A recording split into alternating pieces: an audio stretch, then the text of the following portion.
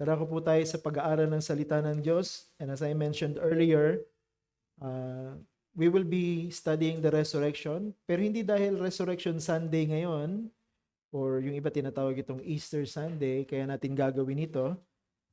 But I would like to spend this particular time also refreshing our understanding of what happened dun sa unang araw na yon ng isang linggo, kung saan ang Panginoon ay muling nabuhay mula sa mga patay. Ang title po ng ating pag-aaral sa hapon na ito, pinamagatan po nating The Demanding Gospel. The Demanding Gospel. Ang pangaraniwan, ang understanding natin sa gospel ay tayo ang tumatanggap, diba? Tayo ang nagbebenepisyo. Pero ang totoo, pag tiningnan mong mas mabuti sa turo ng Biblia, ang Ebanghelyo ay nanghihingi din ng tamang response. Nagde-demand din sa atin, no, ng tamang response. At ang ating pong text for our study this afternoon ay Matthew 28 verses 1 to 10. Okay, isa sa mga familiar narrative about the resurrection of the Lord Jesus Christ. Babasahin ko mula sa ang bagong ang Biblia. Okay, at buksan po ninyo ang inyong mga kopya ng Bible na ngayon ay digital na. Okay, there's nothing wrong with that. Okay, hindi po tayo mahigpit na kailangan Biblia na book ang dalin mo na malaki para pag binuksan mo ay puno ng alikabok. No, hindi po tayo ganyan. No? Any copy of the Bible is okay as long as it's the Bible. Okay, the right copy of the Bible. Matthew 28, 1 to 10. Yung iba pwede English, Bisaya, Ilocano, ano pa bang translation? Meron kayo, okay lang as long as you can understand it. I will be reading it and just follow me through verse 1. Pagkatapos ng Sabat, pagbubukang liwayway ng unang araw ng Sanlinggo, si Maria Magdalena at ang isa pang Maria ay pumaroon upang tingnan ang libingan. At biglang nagkaroon ng malakas na lindol, sapagkat bumaba mula sa langit ang isang anghel ng Panginoon na naparoon at iginulong ang bato at umupo sa ibabaw nito. Ang kanyang anyo ay tulad sa kidlat at ang kanyang pananamit ay maputing parang busilak. At sa takot sa kanya, nanginig ang mga bantay at naging tulad sa mga patay. Ngunit, sumagot ang anghel at sinabi sa mga babae, huwag kayong matakot, sapagkat nalalaman kong hinahanap ninyo si Jesus na ipinako sa krus. Hello? Wala siya rito sapagkat siya ibinuhay tulad ng sinabi niya. Hali kayo, tingnan ninyo ang dakong hinigaan niya. Pagkatapos ay magmadali kayong umalis at sabihin ninyo sa kanyang mga alagad na siya'y binuhay mula sa mga patay. Siya'y mauuna sa inyo sa Galilea. Makikita ninyo siya roon. Ito ang nasabi ko sa inyo. Sila nga'y dali-daling umalis sa libingan na may takot at malaking kagalakan at tumakbo sila upang magbalita sa kanyang mga alagad at dooy sinalubong sila ni Jesus na nagsasabi, kapayapaan ay sumainyo. At paglapit nila sa kanya ay niyakap ang kanyang mga paa at siya'y sinamba. Verse 10. Pagkatapos ay sinabi ni Jesus sa kanila, huwag kayong matakot, humayo kayo at sabihin ninyo sa aking mga kapatid na pumunta sila sa Galilea at doon ay makikita nila ako. Palayo ng Panginoon ang kanyang mga salita. Now, anyone who understands the gospel will agree with me that the very center of its message is the resurrection of Jesus Christ. Kung Christian ka, naligtas ka sa pamamagitan ng gospel, at naiintindihan mo kung anong meaning ng gospel, alam mo rin na ang pinakasentro ng mensahe ng Ebanghelyo ay hindi yung si Kristo'y namatay, totoong kasama yon, pero itong si Kristo na namatay ay muling nabuhay mula sa mga patay. Kaya tama si Pablo dun sa sinabi niya sa 1 Corinthians 15 verse 14, at kung si Kristo'y hindi muling binuhay, ang aming pangangaral ay walang kabuluhan at ang inyong pananampalataya ay wala ring kabuluhan. Kaya wag natin masyadong bigyan ng masyadong at lagpas-lagpas na diin ang katotohanan ng Panginoon ay namatay, bagamat that is very important. Hindi pwede makompleto ang gospel without the Lord dying on the cross.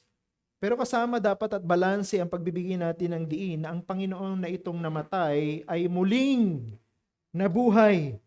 In fact, kahit ang kamatayan ng Panginoong Jesucristo sa krus ay mawawala ng saysay kung hindi natin ipangangaral na siya'y muling nabuhay. Diba? Walang saysay na siya'y namatay sapagkat ang lahat ng tao'y namamatay. Pero hindi katulad lamang ng kung sino mang tao ang Panginoong Jesucristo, sapagkat siya'y namatay, pero siya'y muling nabuhay at siya'y nananatiling buhay at mananatiling buhay magpakailanman. At itong Jesus na ito na muling nabuhay mula sa mga patay, ang siyang nag-aalok ngayon ng buhay din na walang hanggan sa sino man na mananampalataya sa Kanya.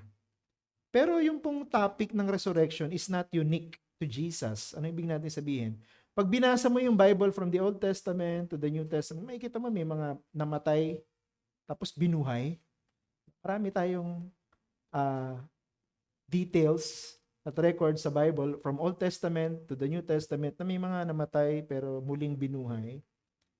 So resurrection is not something that is unique to Jesus because others died and came back to life again. Pero ano ang difference sa resurrection ni Jesus? Bakit siya center at heart ng gospel message? Sapagkat ang Panginoong Jesucristo ay hindi lang nanatiling patay o kung siya ay muling nabuhay, katulad ng iba, yung mga muling nabuhay sa Old Testament at New Testament, namatay din sila eh. Diba?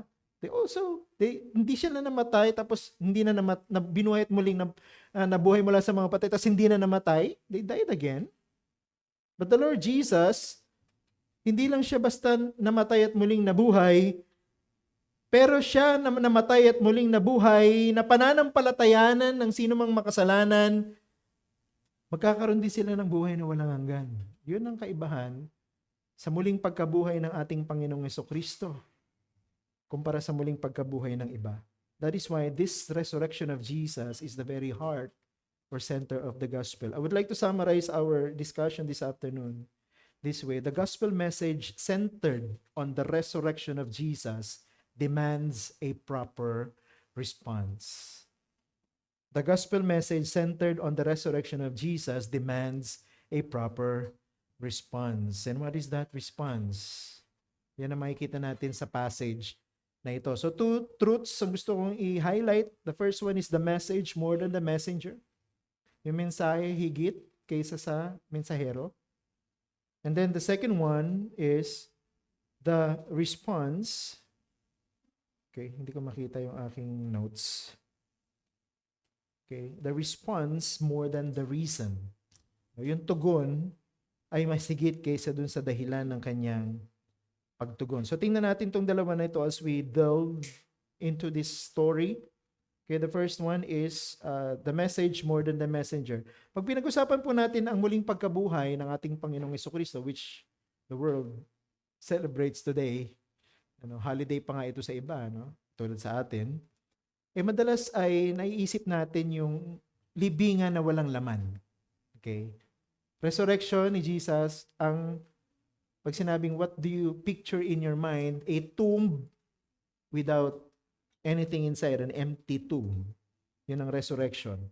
Tama rin naman yun, di ba? Kaya nga resurrection kasi wala nang nakalibing doon sa libingan. Pero may mga detalye po sa background ng event ng resurrection that is more amazing than the empty tomb itself. No? May mga nangyari sa Resurrection Sunday na ito na hindi lang dahil walang laman yung libingan, kundi bakit walang laman yung libingan? Ano ibig sabihin ng walang laman yung libingan? At hanggang sa panahon natin, anong implication nito? So tingnan natin yung two things under this one. The first one is the dramatic first proclamation. The dramatic first proclamation. Bakit ko tinawag dramatic first proclamation? Tingnan niyo yung verse 2. Sabi sa verse 2 ng ating passage, at biglang nagkaroon ng malakas na lindol sapagkat bumaba mula sa langit ang isang anghel ng Panginoon na naparoon at hindi lang siya bumaba mula sa langit, ginulong ang bato at umupo sa ibabaw nito. Kaya tinawag na very dramatic. Ito pong proclamation na ito ng resurrection ng ating Panginoon on the very first time. Ngayon, ang angel sa Bible ay nagpapakita siya sa mga tao. So, actually, unusual na magpakita ang isang anghel sa tao. Pero Nakikita at nababasa natin yan from the Old Testament to the New Testament, di ba? Angels appearing before men. Pero ito pong nakikita natin na ito ay hindi siya pangkaraniwan. There is something about this angelic appearance that is incredibly unusual. And what is that? Ang isa sa mga gusto kong i-highlight, this is the very first instance, or if not the only one, in the entire New Testament na nagpakita ang anghel ng Panginoon in human form. Ako naniniwala na ito pong anghel na ito na nagpakita sa dalawang babae na ito ay nagpakita in human form. Hindi naman natin makikita yung spirit eh. Diba? Hindi naman natin makikita yung angelic being in their original form because spirits yan eh. So nung nagpakita, bakit ko nasabi nagpakita in human form? Kasi may mga details po dito, no? Na nilagay si Mateo, very staggering, no? Talagang grabe ang detalye, no? Napaka-vivid. So isa po sa mga dahilan ko bakit nagpakita in human form, at ako naniniwalang in human form, kasi sinabi niya, bumaba mula sa langit eh. Diba? Yung anghel ng Panginoon na nakita nila, bumababa mula sa langit. Sa Bible, hindi naman po ganito ka-dramatic ang entrance ng mga angels eh. Pag nagbasa kayo ng Bible, from Old Testament to New Testament, makikita mo yung mga angel, bigla na lang sumusulpot yan out of nowhere eh. Then, pagkatapos nilang sabihin yung kanilang mensahe, nawawala din silang bigla. No? Hindi mo alam, biglang sumulpot, hindi mo alam, biglang mawawala. No? Then, katulad ng appearance ng angel kay Moises doon sa burning bush. Bagamat very dramatic na yon, biglaan din kasi no, na nakita ni Moises yung isang bush na may apoy pero hindi siya nasusunog. Yung pala ito yung manifestation ng Diyos. I don't think Matthew is describing here something like that. Kasi doon yung bush may apoy pero hindi nasusunog. Pero walang human form, no? Hindi nakikita ng tao na itsura. At hindi rin naman to vision o pangitain na nanaginip ba itong mga babae na ito? Kagigising nga lang nila, madaling araw no? Para pumunta dun sa katawan ng Panginoon para linisin. No? Hindi ito panaginip. Actually, this is an eyewitness description of an angel physically appearing before them. Hindi ito vision. No? Bumababa kasi mula sa langit. No? At sabi nga sa kwento na ito, hindi lang yung dalawang babae nakakita, pati yung mga bantay nung libingan ng Panginoon dahil natatakot ang mga pinuno ng relihiyon na nakawin yan ng mga alagad tapos sabihin, si Jesus ay muling nabuhay katulad ng sinabi niya. Kaya pinalagyan ng bantay. Pati yung mga bantay na yun, nakita yung anghel na bumababa mula sa langit. And then secondly, pagdating dito sa angel na ito, hindi lang siya physically bumababa mula sa langit. Dinescribe din sa atin ni Mateo na itong angel na ito, hindi lang siya basta mayroong sinabi. Itong angel na ito, mayroon siyang ginawa. Hindi lang siya nagsabi ng mensahe galing sa Diyos, kundi mayroon siyang ginawa eh. Ano? Pangkaraniwan, ang mga angel, di ba, messengers din sila ng Diyos. Dumarating sila at nagpapakita sa mga tao sapagkat mayroong gustong sabihin ng Diyos sa kanilang special message. Halimbawa kay Moises sa burning bush. Nagpakita yung angel of the Lord through the burning bush kasi uutusan ng Diyos si Moises na maging representative at gagamitin ng Diyos para palayain ng Israel from Egypt. Nang nagpakita ang angel Gabriel kay Mary, nagpakita siya para sabihin yung mensahe na siya ay magdadalang tao at ipanganganak sa pamamagitan niya ang tagapagligtas. Pero dito, ang anghel, literal na bumababa mula sa langit, no? At sinabi pa dito, lumakad papalapit sa kanila, no? Sa kinaroroonan nila at iginulong yung malaking bato. Ay, ba't may malaking bato ginulong, ano? So picture niyo, siyempre yung mga libingan po doon, di katulad ng libingan natin, no? May nicho, may nilulubog sa ilalim. Kuweba po talaga yung nila, inukit na mga butas sa mga bundok. At doon inililibing ang mga patay nila. At siyempre, para panatiling safe, yung lalagyan nyo ng malaking bato. Yun po hindi kayang gulungin ng isang tao lamang. Kapag sobrang bigat nun, kailangan maraming tao ang maggulong nun. Pero dito, sabi nung bumaba yung anghel na nakita nila at naglakad patungo dun sa libingan, ginulong niyang mag-isa yung takip ng kulungan ng Panginoong Hesukristo. He pushed the huge stone with his own hands. So nakita nila yung bumaba yung anghel, naglakad. Hindi naman sinabing lumutang papunta doon sa, naglakad eh. Ibig sabihin may paa. Tapos ginulong yung takip, may kamay. Hindi naman telekinetic na gumulong ng kusa. Hindi, ginulong niya. Tingnan mo mga description nito, no? At hindi lang yun, hindi natapos doon. Pagkatapos niyang gulungin yung pintuan ng nilibingan ng Panginoon, umupo siya sa ibabaw nito. Umupo sa ibabaw ng takip ng kulungan. Note, ginawa niya muna lahat yan bago siya nagsalita. Yun ang isa sa mga observance ko dito sa story. Diba, usually pag nagpakita, ang nagsasalita na agad. Ito, mensahe ng Diyos para sa iyo. Tulad ng kay Mary.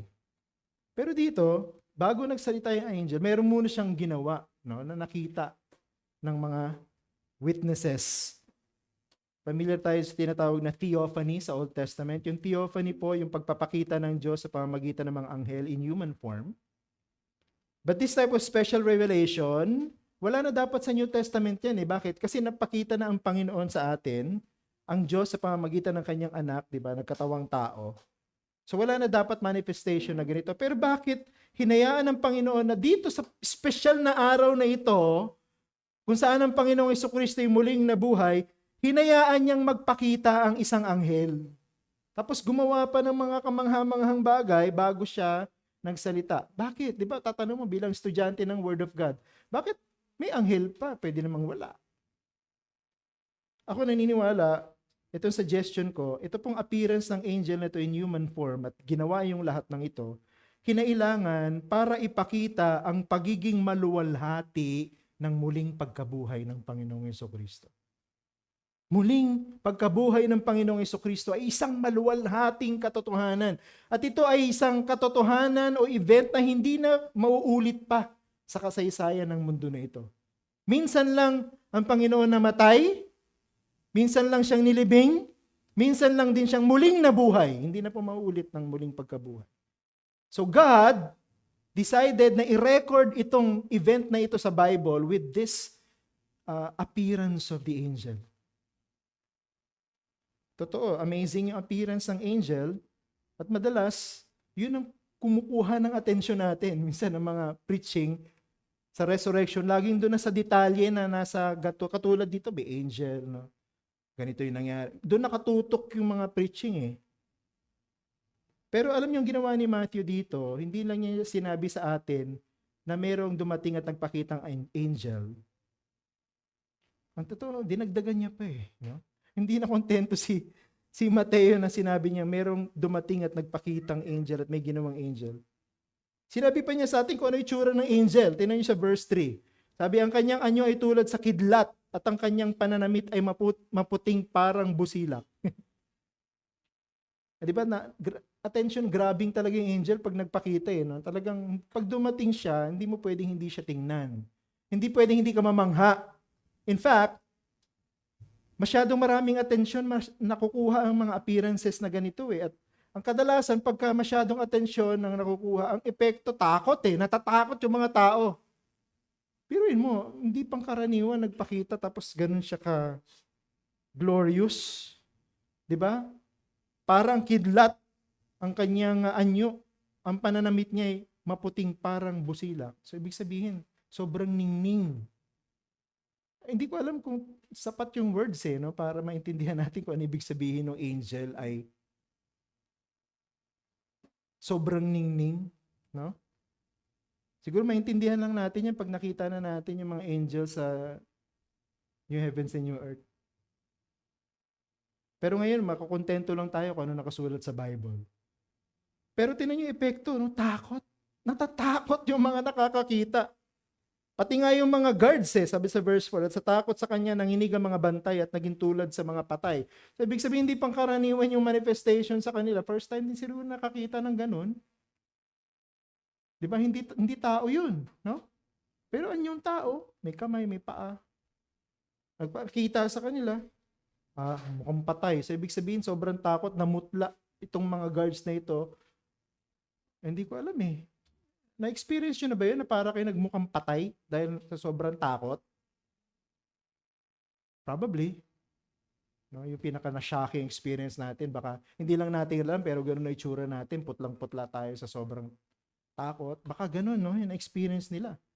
Probably the same happened to the women kasi sabi sa verse 5, ngunit sumagot ang anghel at sinabi sa mga babae, huwag kayong matakot. Wala siyang pakialam doon sa mga bantay. Kahit natakot yung mga bantay. Pero nakita niya yung takot ng mga dalawang babae. Sabi niya, huwag kayong matakot. So natakot sila. Pero kahit na sinabi ni Mateo at inilarawan ito mga detalye na ito sa atin, amazing talaga yan, kahanga-hanga talaga yan, no? Magandang pag-usapan yan. Pero gusto ni Mateo, yung focus natin hindi doon sa angel, kundi sa message niya. Sa message ng angel, hindi doon sa angel.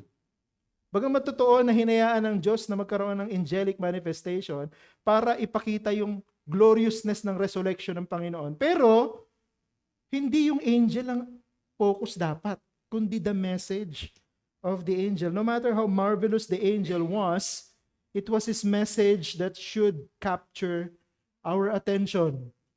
We must not dwell on how he came, but what he did after that, and what he said after that.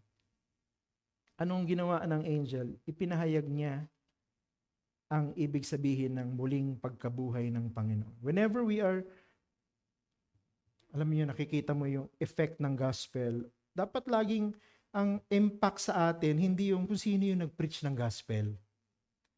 Kundi kung ano yung laman ng gospel. Kasi ganun ang nangyayari ngayon. Ano? Yung nagiging celebrity pastor, yung mga pastor. Alam mo yun, sa social media, nilalagay yung mga video clip ng kanilang preaching. Ano? Sa akin, mas gusto kong ilagay mo yung sinasabi ng Diyos sa Word of God, yung sa Bible, kaysa yung sinasabi ng pastor mo. Mas mahalaga yung sinasabi ng Diyos kaysa sa sinasabi ng pastor mo. Dahil kung ano yung sinasabi ng pastor mo, sinabi ng Diyos yun eh. Pero ginagawa ng mga tao ngayon, they focus so much attention on the pastors, the messengers, not the message eh. Ang importante, sinabi ni Mateo, bagamat nakita nila ang isang kahanga-hangang pangitay na ito ng isang anghel ng Panginoon, tingnan ninyo at pakinggan kung ano ang kanyang dalang mensahe. Yung impact ng mensahe dapat ang tatama sa atin, hindi yung kanyang appearance. Tama yung sinabi ni Apostle Paul sa 1 Corinthians 2 verses 3-4, ako'y nakasama ninyo na may kahinaan, takot at lubang panginginig. Ang aking pananalita at ang aking pangangaral ay hindi sa pamamagitan ng mapang-akit na mga salita ng karunungan, kundi sa pagpapamalas ng espiritu at ng kapangyarihan. Ibig sabihin si Apostle Paul sinasabi niya, hindi ako at hindi yung paraan ng pagsasalita ko ang mahalaga, kundi yung mensaheng dala ko sa inyo. Yung mensahe ang pakinggan nyo. Kahit itong angel na ito, nagpakita sa ganitong pamamaraan, his appearance is simply a reflection of his glorious message. Kaya pinayagan ng Diyos na makita ang kaluwalhatian ng isang anghel kasi yung kaluwalhatian ng anghel na ito ay nagpapakita ng kaluwalhatian ng kanyang mensahe. Yung mensahe ang dapat tumatama sa atin, hindi yung kung anong itsura niya. Despite of this, a true messenger of God, ang angel na ito, he directed the attention of the women doon sa dapat nilang malaman. Tingnan niyo yung verse 6. Sabi ng anghel, wala siya rito sapagkat siya'y binuhay tulad ng sinabi niya, halika kayo, tingnan ninyo ang dakong hinigaan niya. Yun ang sabi ng anghel. Hindi sinabi ng anghel, tingnan mo ako. Ang galing ko, ang lakas ko, diba? Maningning ako, maluwalhati ako. Hindi. He pointed the women's attention away from him towards the empty tomb. Tingnan niyo yun ha.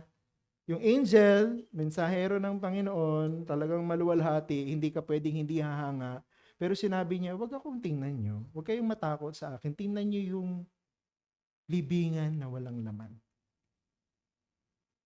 Dapat ganito ang gawin natin kasi ganyan ang ginawa ng angel eh. 'Di ba? Huwag nating itutok ang atensyon ng mga tao sa atin at kung anong sinasabi natin, kundi sa mensahe ng Ebanghelyo. This is how it should be done. At ang pananampalataya, dapat mayroong tamang object. Ang pananampalataya, ang object, hindi yung mensahero, kundi ang Diyos na laman ng kanyang mensahe. Kaya sinabi na Apostle po sa 1 Corinthians 2:5, upang ang inyong pananampalataya huwag maging batay sa karunungan ng mga tao, kundi sa kapangyarihan ng Diyos. Diba? Hindi dapat sa tao eh. Ay, naligtas ako kasi magaling mag-preach yung pastor. Nakakatawa siya pagka nag-joke siya, tsaka yung mga illustration niya talagang natatandaan ko. So, sobrang natatandaan niya yung kanyang mga kwento. Yung kwento natatandaan yung mensahe na galing sa Bible na limutan. Sabi ni Paul, hindi dapat batay sa kapangyarihan ng Diyos. Any attempt na nakawin ang atensyon ng mga tao mula kay Kristo ay isang kasalanan. Kahit ang anghel, di ba, hindi niya sinabing tingnan mo ako. Hindi. Tingnan mo yung libingan. Dahil sinabi niya mabubuhay siya, wala siya doon. Sapagkat nabuhay siyang muli. Yun ang dapat nating gawin. Kasi anything other than Jesus, idolatry. Pag tumingin ka sa iba at hindi kay Jesus, pagsamba sa Diyos-Diyosan yun. Pangalawa, the honestly right attention. Tingnan niyo yung attitude ng mga kababaihan nung nakita nila nasaksihan nila yung muling pagkabuhay. Verse 5, sapagkat nalalaman kong hinahanap niyo si Jesus na ipinako sa krus. Ito pong anghel na ito, at ang kanyang pagpapakita ay special, pero hindi na sidetrack yung mga babae eh. Ano ibig sabihin? Nagpunta yung mga babae doon hindi para maghanap ng ganitong klase ng manifestasyon. Nagpunta yung mga babae doon kasi gusto nilang makita yung katawan ni Jesus. Gusto nila makita si Jesus. Hindi nga sinabi dito ni Mateo na naintriga yung mga babae sa anghel eh. Siguro kung iba yun, mako-curious. Anghel, siguro titingnan yung anghel, lalapitan yung... Hindi eh. Sila, exceptional. The angel himself knew na itong mga babae na ito nagpunta doon sa isang dahilan. At yun ay ang pagsilbihan ang Panginoon na mahal nila. Na nandun sa libingan. Yun ang puso natin, dapat maging katulad ng puso nila. Ang hahanapin natin ay ang Panginoon. Ang hahanapin natin ay si Jesus. At alam ko yun, ang tinutukoy dito ng sumulat. Dahil mahal ng mga babaeng ito si Jesus, alam mo, ang maganda dito sa kwento na ito, hindi lang tumanggap ng masamang balita, tumanggap sila ng mabuting balita. Ang Jesus na hinahanap ninyo, muling nabuhay sa mga patay. Hindi yung mensahero, hindi yung tagapakinig, kundi yung laman ng mensahe. Ang importante. Ikaw, pagka nagbabasa ka at nakikinig sa storya patungkol sa resurrection, ano kumukuha ng attention mo? Yung detalye? Yung ganda ng mga ginawa ng angel and so on and so forth? Yung mga kamanghamanghang bagay, hindi pangkaraniwan? O si Jesus na muling nabuhay? Everything around the story of the resurrection is there para ipakita yung kaluwalhatian ni Jesus, hindi yung nasa paligid ni Jesus, kundi si Jesus at ang kanyang ginawa. Kung ilalagay mo yung buhay mo sa kamay ni Jesus na ito, magkakaroon ka ng katiyakan ng kaligtasan. Pangalawa, the response more than the reason. The response more than the reason. Women were usually marginalized in the time of Jesus. Ano ibig sabihin niya? Yung mga babae po sa panahon ni Jesus, hindi yan threat sa society. Hindi sila tinitingnan na mahalaga ng mga tao. Kasi sa community ng mga Hudyo, ang mahalaga sa kanila lalaki. Kahit nga po yung halimbawa ang witness o saksi sa isang krimen ay babae, hindi pwedeng gamitin sa korte yung kanilang testimony.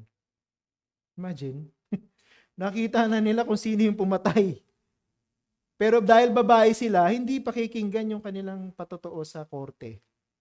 Ganun kababa ang tingin nila. Ang kanilang credibility, zero. No? Wala silang credibility sa society dahil babae sila.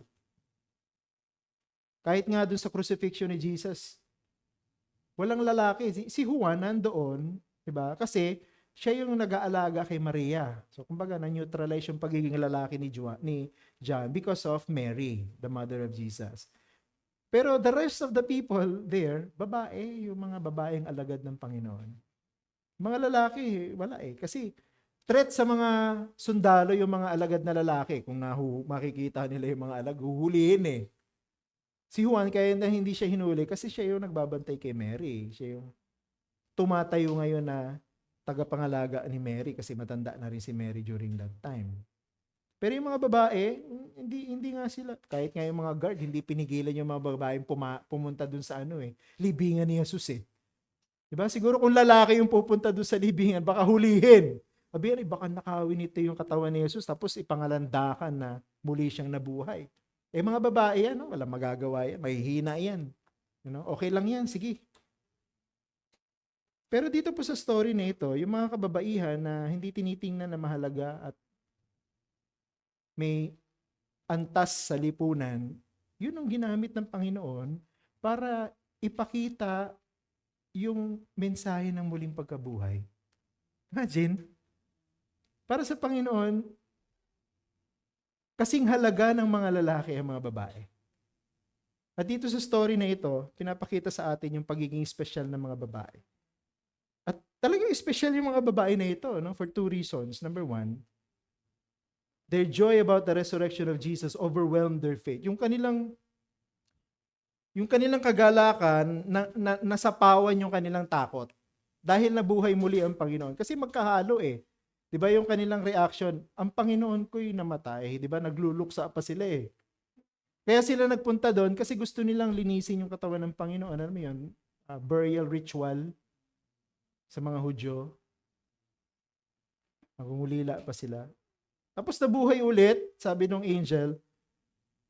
Pero yung nangibabaw sa kanila na damdamin, kagalakan at hindi yung takot. Tingnan mo yung verse 8, sila nga'y dali-daling umalis sa libingan na may takot at malaking kagalakan at tumakbo silang upang magbalita sa kanyang mga alagad. Ang galing Unlike the male disciples of Jesus na tumakbo dahil sa takot, dahil baka sila hulihin din at ipako sa krus katulad ng kanilang Panginoon. Itong mga babae na ito, kung sila man ay tumakbo at nagmamadali, sila ay tumakbo at nagmamadali para magdala ng mabuting balita na ang Panginoon ay muling nabuhay mula sa mga patay. Galing Yung reaction nila sa angel, fear. Natakot sila.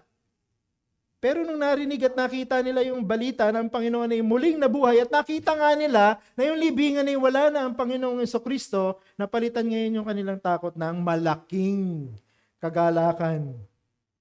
At least pag pinag-usapan natin si Mary Magdalene, normal lang yung ganong klase ng reaction. Kasi dun sa Luke chapter 8 verse 2, ganito yung record sa atin ni Lucas. At ang ilang babae na pinagaling mula sa masasamang espiritu at sa mga sakit, si Maria na tinatawag na Magdalena, na mula sa kanya 7 demonyo ang lumabas. So si Mary Magdalene, tinutukoy na Mary Magdalene dito, ay naka-experience ng pagpapalaya ng Panginoon. Kaya siguro yung kanyang life, ginugol niya na sa paglilingkod sa Panginoon, pagsunod sa Panginoon, kung saan pumunta ang Panginoon, nandun sila. Kaya hindi mawawala yung nag-aasikaso sa pagkain ng Panginoon. Alam mo yan, sa mga damit siguro nila, naglalaba, and so on and so forth. Hindi mawawala yun kasi may mga babaeng disciples eh. At ang isa sa mga disciple na yon, si Mary Magdalene, kung saan pinalaya siya mula sa 7 evil spirits.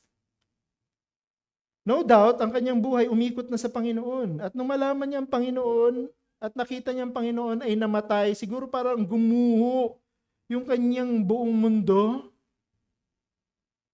Unbearable para sa kanya yan.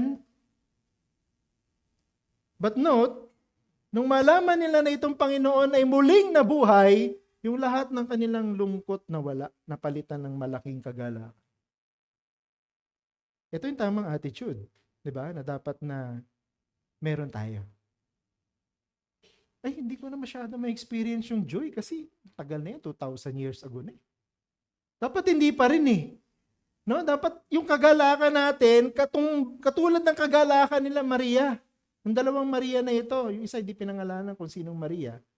Yung isa ay Maria Magdalene. Dapat parehas din ang kanilang kagalakan. Bakit? It's the same Lord. It's the same Jesus.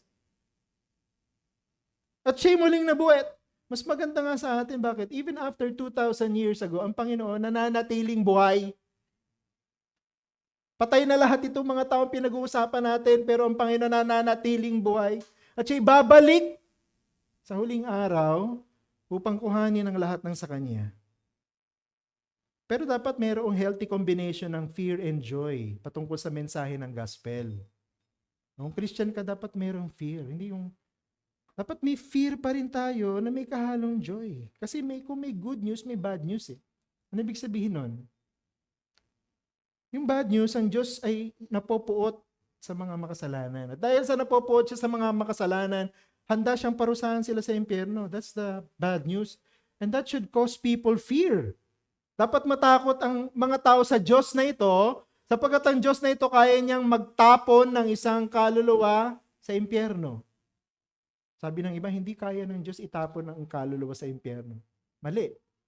Kayang-kaya ng Diyos itapon ang kaluluwa sa impyerno. In fact, nung nahulog si Adan at si Eva sa kasalanan, dapat ang lahat ng tao itatapon sa impyerno. Pero dahil ang Diyos na ito marunong maawa, pumili siya para magligtas siya ng marami. Mula dun sa dapat sana ipupunta lahat sa impyerno. At kaya dapat matakot tayo. Bakit ang Diyos na ito kaya magparusa? Pero dapat may kagalakan din. Bakit? Sapagkat itong Diyos na ito na kaya magparusa, siya rin yung Diyos na nagligtas ng mga makasalanan. Siya rin yung Diyos na sa kagalakan ng kanyang puso at pagmamahal, pinadala niya yung kanyang bugtong na anak para ipako sa krus, mamatay at muling mabuhay. Itong Diyos na ito na handang magtapon sa isang makasalanan sa impyerno, siya rin yung Diyos na handang humango sila sa daan papunta sa impyerno, papunta sa langit. Anyone who will believe that Jesus died and resurrected will be set free from hell. Ang pag-ibig ng Diyos ay sapat na dahilan para magkaroon tayo ng pag-asa na meron tayong kaligtasan kay Kristo. Ito yung offer ng gospel. Ang Diyos na dapat katakutan dahil kaya niyang magparusa, ay Diyos din na dapat maging dahilan ng ating kagalakan sapagkat pwede siyang magpatawad at magligtas. Sino ang Diyos mo? Yung Diyos na dapat mong katakutan sapagkat parurusahan ka? Dahil wala kang kaugnayan sa kanyang anak? O yung Diyos na dapat magbigay sa iyo ng kagalakan sapagkat niligtas ka niya at binigyan ka niya ng pag-asa? Isa lang doon ang pwedeng maging Diyos mo. Pero pag naging mananampalataya ka, dapat manatili yung natatakot ka sa Diyos na ito. Bakit? Hindi dahil parurusahan ka sa impyerno, kundi dapat sundin mo siya. Sapagkat siya Diyos. At may kagalakan sapagkat ang Diyos na ito, niligtas ka. At kukuhanin ka sa huling araw para dalhin sa bagong langit at sa bagong lupa. Second and last, their theology about the identity of Jesus is balanced. Mga theologian din itong mga babae na ito. Tignan yung verse 9. At do'y sinalubong sila ni Jesus na nagsasabi, kapayapaan ay sumainyo. Yung Jesus na nakita nilang wala na doon sa libingan, talagang nanatiling sealed yung tomb na yun eh. Binabantay ng mga guards yun eh. No? So day and night, 24 hours a day, 7 days a week, binabantayan nila. Tapat. Yun ang design. Pero after 3 days, bumangon si Jesus mula sa mga patay, pero nanatiling sarado yung libingan. Paano lumabas ang Panginoon mula sa isang libingang nakasara? So that's the mystery of the resurrection. Pero sabi dito, kapayapaan, nagpakita sa kanila yung Panginoon. At paglapit nila sa Kanya, ito take note, at paglapit ng mga babaeng ito sa Panginoon, nakilala nila na yun ang Panginoon, niyakap ang kanyang mga paa at siya'y sinamba. Now, ako naniniwalang tama yung sinabi ni R.C. Sproul. Sabi ni R.C. Sproul, every Christian is a theologian. We are always engaged in the activity of learning about the things of God. We are not all theologians in the professional or academic sense, but theologians we are. No Christian can avoid theology. Every Christian has a theology. The issue then is not, do we want to have a theology? That's a given. The real issue is, do we have a sound theology? Do we embrace true or false doctrine? Yun ang totoo, di ba? bawat Christian, hindi ka man nag-aral sa Bible school, theologian ka.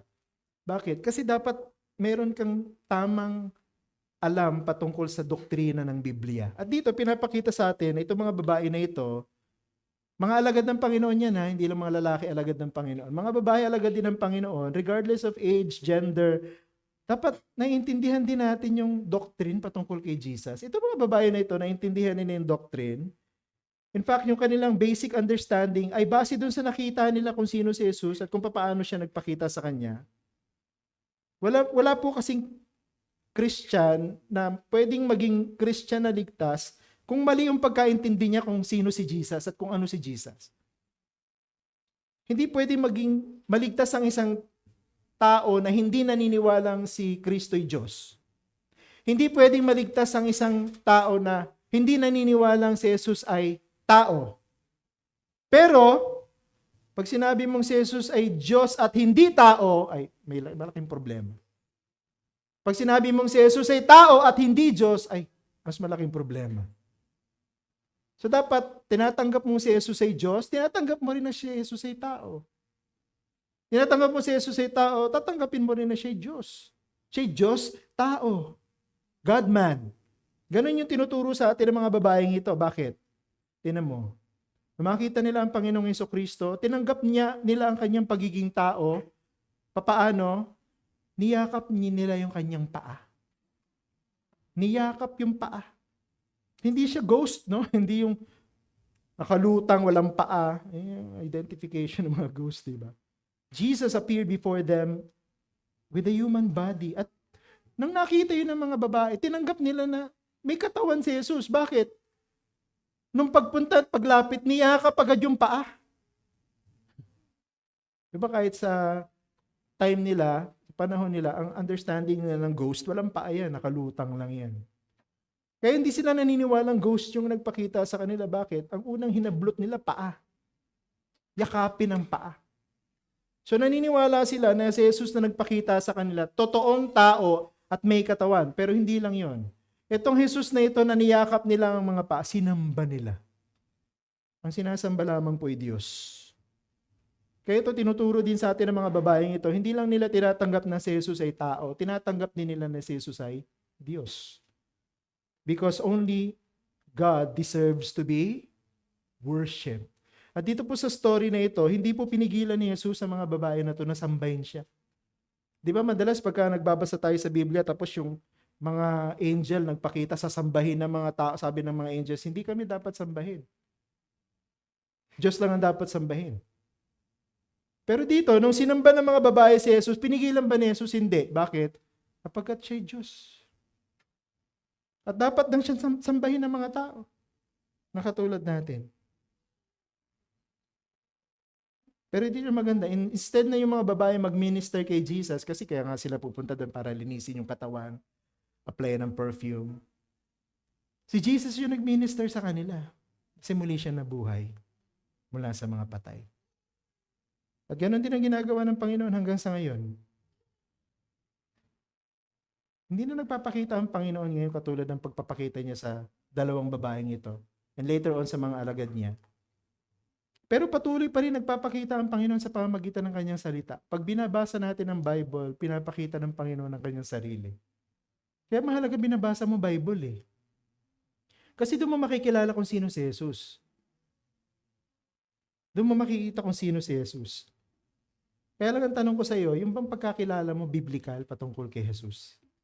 O yung kwento-kwento lang at nababasa mo sa mga novels o napapanood mo sa mga movies? Sana ang pagkaintindi mo kung sino si Jesus, yung tinuturo ng Bible. Unless we believe yung Jesus na tinuturo ng Bible, hindi natin siya nakikilala. Ang muling pagkabuhay ng Panginoon nangyari sa nakaraan, tapos na. Pero ang ibig sabihin nito at ang kahalagahan nito ay nagpapatuloy hanggang sa kasalukuyan at hanggang sa muling bumalik ang Panginoong Hesukristo. At nagliligtas ang Panginoon sa pamamagitan ng kanyang muling pagkabuhay. Kaya para sa atin, ang resurrection is part of the preaching of the gospel every time. Hindi lang pag Holy Week. The gospel cannot be good news if Jesus only died on the cross but didn't resurrect. At ang Panginoon ay Panginoon at tagapagligtas sapagkat siya ang Panginoon at tagapagligtas na muling nabuhay. Ang Panginoon ay Panginoon, ang Panginoon ay tagapagligtas sapagkat siya lamang ang namatay at muling nabuhay at nananatiling buhay magpakailanman. Kaya ang panawagan sa iyo, kung hindi ka pa mananampalataya at gusto mo rin ng kaligtasan, kay Jesus ka lang pwedeng lumapit sapagkat siya lang ang pwedeng magligtas sa iyo. Aming Ama, nagpapasalamat kami sa pinag-aralan namin ngayon. Madali kaming ma-sidetrack because of the marvelous details, lalo na sa mga sinabi ni Matthew tungkol sa angels. Pero kahit yung angel na ito, ni-redirect niya yung attention ng mga tao kay Jesus na muling nabuhay. So ganoon din kami. Huwag sa mensahero, kundi sa mensahe. Kapagkat ang pananampalataya ay nakabatay sa katotohanan ng mensahe at hindi sa galing ng mensahero. Padalayin ko po na sana ang church na ito ay tumanda na naiintindihan na mahalaga ang mensahero pero mas mahalaga ang mensahe.